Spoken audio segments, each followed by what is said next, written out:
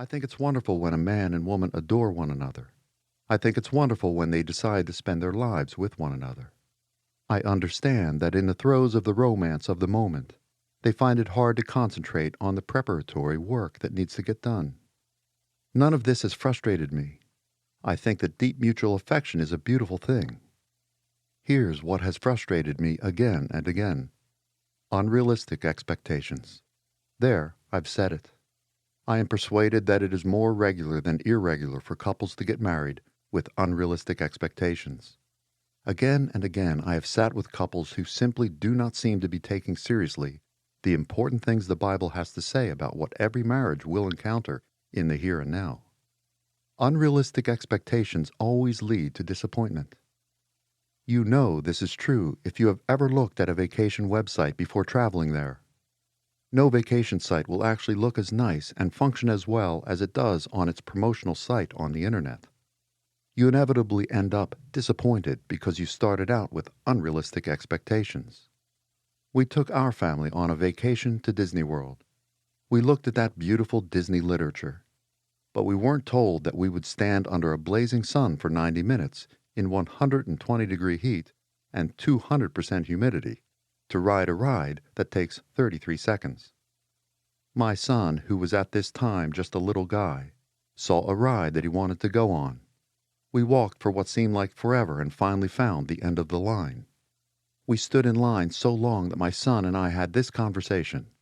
"Dad," he said, "why are we standing here?" I said, "There is a ride at the end of this line." And he said, with a look of complete exhaustion, "And what ride is it?"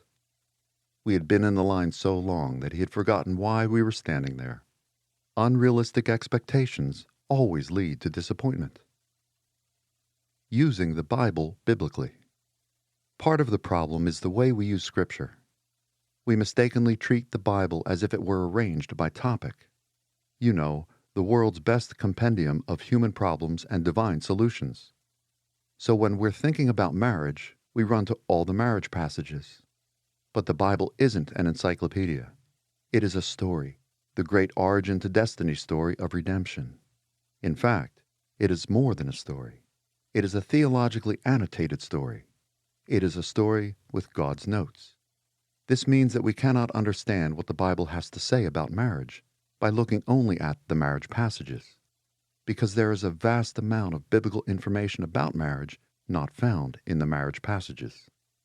In fact, we could argue, to the degree that every portion of the Bible tells us things about God, about ourselves, about life in this present world, and about the nature of the human struggle and the divine solution, to that degree every passage in the Bible is a marriage passage.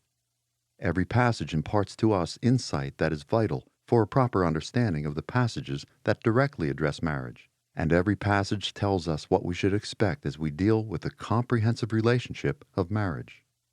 One of our problems is that we have not used the Bible biblically, and this has set us up for surprises we shouldn't have had. Please don't mess this up. But the unrealistic expectations have another source. It's almost as though the potential husband and wife are motivated not to hear the truth about what they will inevitably face, because they don't want anything to mess up the unfettered affection that has left them in a virtual romantic delirium. Now again, I want to say that I think that deep and mutual affection is a beautiful thing, but we must not let it motivate us to deny reality. That dynamic is like what happens to you while you are consuming a wonderful meal of deep-fried fish and chips, which will be followed by a dessert of rich chocolate cake and ice cream.